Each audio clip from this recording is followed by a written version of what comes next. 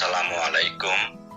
আমি মোহাম্মদ শহীদুজ্জামান খন্দকার, আর আপনি শুনছেন চ্যানেল দ্য ব্লু পেন। আজ আপনাদের সামনে আবার উপস্থিত হলাম নতুন আরো একটি কবিতা নিয়ে। চলুন শুনে আসি। আবৃত্তি করছি স্বরচিত কবিতা চৈতালি মেঘ। তোমার প্রভাবী আলোয় জীবন ছিল যত্নে সাজানো, সুখ স্বপ্নগুলো দখল করে মনের প্রতিটি অলিগলি। সুন্দরের প্রতিমা দেবী আমায় করে আলিঙ্গন, আমি কান পেতে শুনি সৃষ্টি করা নতুন পথে পাপিয়ার গান। তুমি দিগন্তের দ্বার খুলে দেখালে তীব্র আলোর বিচ্ছুরণ, আমি প্রাপ্তির ঘরে দিব্যিমত্ত।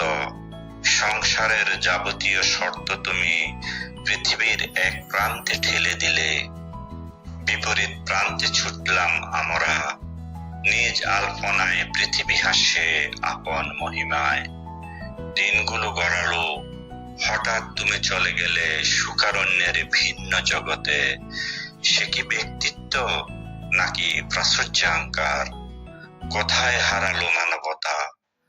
কোত্থেকে নেমে এলো চৈতালি মেঘ? মাঝখানে আজ এক সাগর ব্যবধান, স্মৃতি জ্বলে উঠল ধ্রুবতারা হয়ে। প্রতিদিনেই ভেসে আসে তোমার সুখ বার্তা, আমি সেই সাগর ভেঙে ছুটে আসতে পারি না। প্রতীক্ষার স্বপ্নগুলো জমাট বেঁধে গেছে, নীলাভ হয়ে গেছে জীবনের সব রং।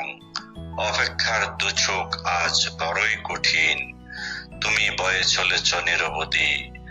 আমি বাটার লোনা জলে আটকে গেলাম, সে এক ভিন্ন সুখ, ভিন্ন পৃথিবী।